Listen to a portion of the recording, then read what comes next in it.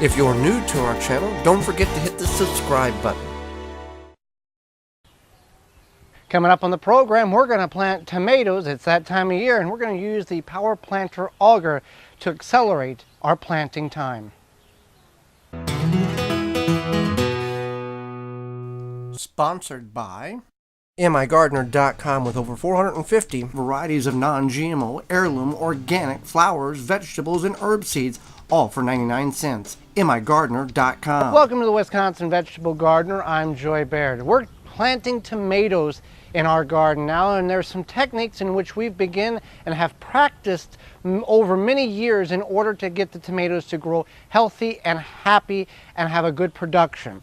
Now we're doing something different. We're using the earth auger from Power Planter to make our planting holes. You can use a post hole digger, you can try to dig with a shovel, but I'll show you how this works, and you can do it on we'll work on a standard drill, powered by electricity or battery, and they have several different sizes. This is the 3-inch by 1 foot auger.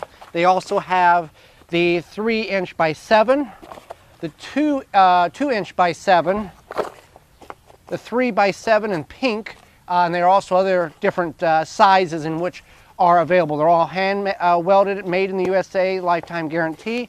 And powerplanter.com, they're available in the US, Australia, New Zealand, and the UK. So it's a very unique product, and they are an executive sponsor of our radio program. So I'll show you how this works.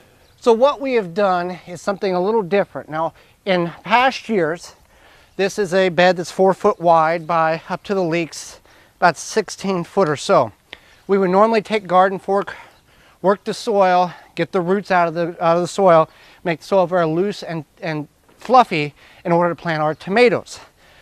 Well, we have not been able to do that with many of the beds in our garden this year because of the cold, wet spring and then the excessive water and rain that we've had over the last 2 weeks. So here's what I've done. On some of the beds on the backside, we've actually had the opportunity, squeezed in the right time. The soil was very wet, worked the soil to get every root follicle out as we possibly could. This bed here looked very similar to that bed there. So I took and brought the lawnmower in, mowed it down. This is what's the leftover remnants of it. There's shredded, there's leaves that we used as mulch, and the grass clippings from the plant life. Then I came in with BioSafe weed control, which is an organic weed killer, recommended rate. Went ahead and sprayed all the vegetation, and you can see here I actually also sprayed some of the weeds here and didn't do a very good job.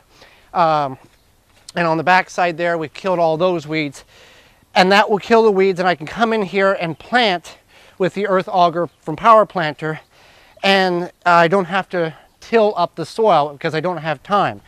You can get this if you use TWVG at checkout. You can save 10% on your order whenever you buy that. It works really, really well, and it doesn't leave a long-lasting effect in the environment like a glyphosate would, and it doesn't allow your soil to be toxic. And the toxicity in the glyphosate, in those harsh weed killers, actually stay and can intensify in toxicity in your soil, and you can't plant in behind it. The BioSafe works real well for that. So, and then what I'll do over here, I'll come in and mow this down, spray it, and we'll plant in that.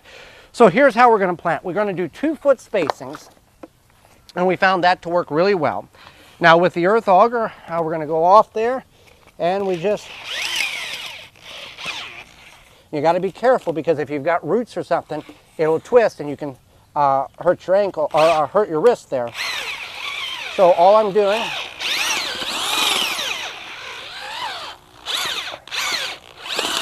I'm not just drilling a hole straight down.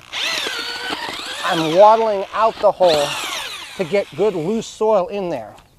And then if there is roots that come up, that's fine. So, and then I've got a bucket of compost here that I'm going to backfill to get back to a level state if needed. Okay, so we've got all kinds of tomatoes. We'll just start with black brandywines. Very good tomato. And we're also using Dr. Earth Root Zone Starter Fertilizer. It's a very soft fertilizer. It's a 242, so it works very well there. So I'm going to move some of the soil out. Now these tomatoes were planted April 1st inside, and they've been in these single trays or cups since they were planted. We typically, or in years past, have started on March 1st, and we got behind. We started them 30 days later, and I don't think it's going to hurt the production. They were a little easier to manage. So what we'll do here, loosen them up, get the healthiest or biggest one here. The only downside, as they get bigger, you do have the problem of tearing the roots. But the benefit with tomatoes, you can plant them deeper because all the little hairs up and down the stem will potentially turn into roots when soil contact occurs. So with this Dr. Earth, we want 2 tablespoons per planting hole. We're going to work that in. Then we're just going to plant our tomato. If we had leaves here, we would go ahead and remove all those and leave the stem, but since we only have a top canopy, everything below my fingers will get planted below soil grade. Bring that in.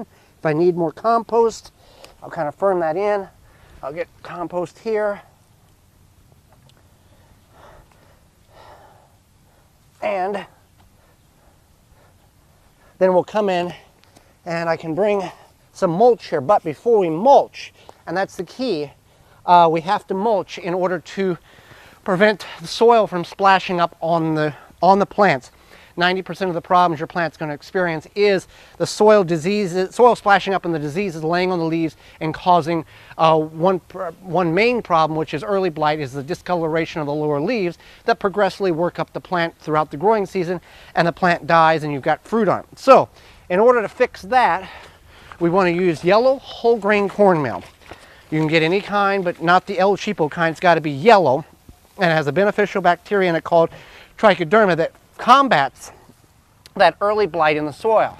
So we just dust it, put a handful at the time of planting, and then we can come in with our mulch and put our mulch around, or you can water that in and come in and get more mulch, tuck it around the plant, and then we'll get a cage once we get these all planted, put a cage around it. Now again, we're going 2 foot apart, and that will give us about 12 in this bed here because the leeks, and then there's going to be other things planted back there. But that's how easy it is to plant tomatoes. Once we get the other tomatoes planted, we'll come back and finish it up. Okay, I've got these in. I got 2, 4, 6, 8, 10, 12, which is what I expected to get in this bed, about 2 foot apart. And as wet and as saturated as the soil is, I am watering to settle the soil around the roots a little bit so there's not many air pockets to be concerned with. Now you saw us plant with the earth auger. This is the 3-inch by 12-inch earth auger that works on a drill.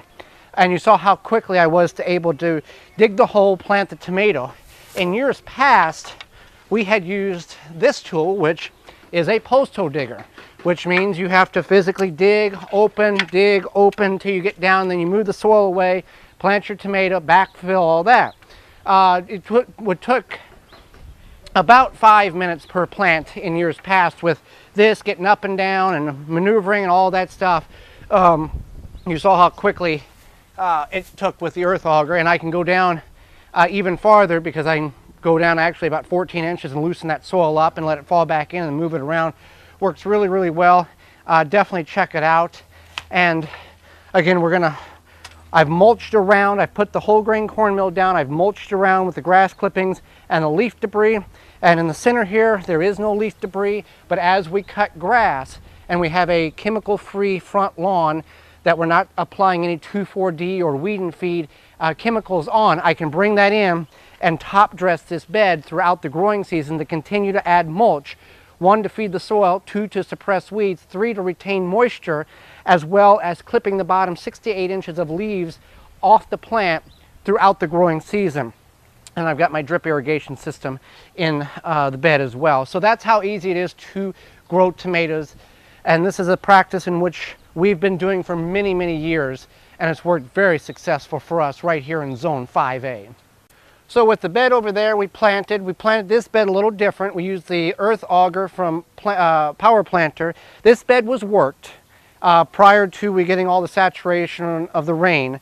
And then we mulched it with grass clippings about a week ago and let them dry out. And then we left the mulch on there, obviously, and we tucked it around the plants. And then over here we have onions planted that are coming up very nicely. We started with our seeds that we started back in January.